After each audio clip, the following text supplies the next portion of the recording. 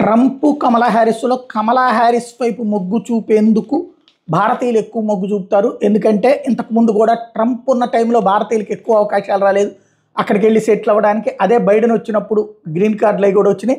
ఇప్పుడు లేటెస్ట్గా చూస్తే లాంగ్ టర్మ్ వీసా కలిగి ఉన్న తల్లిదండ్రులు కుటుంబ సభ్యులతో కలిసి డిపెండెంట్గా అమెరికాకు వచ్చిన వాళ్ళు 21 ఏళ్ళు వయసు వచ్చేదాకా మాత్రం అమెరికాలో ఉండేందుకు వీలుంటుందట.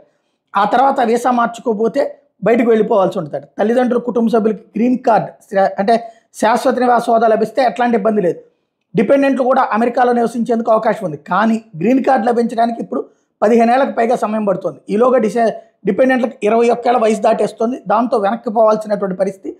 ఈ నేపథ్యంలో ఇప్పుడు దీని మీదన మీరేం చెప్తారు అని అటు కమలా హ్యారిస్ని మన వాళ్ళు అడుగుతున్నారు. ఎందుకంటే ఇట్లాంటి వాళ్ళు 2.5 లక్షల మంది ఉన్నారట భారతదేశానికి వెనక్కి రావాల్సినటువంటి వాళ్ళు. అటు కమలా హ్యారిస్, ట్రంప్ ఈ విషయాల్లో ఏం ప్రకటన చేస్తారో దానికి అనుగుణంగా ఈ 2.5 లక్షల కుటుంబాల ఓట్లు ఆధారపడి ఉండొచ్చు.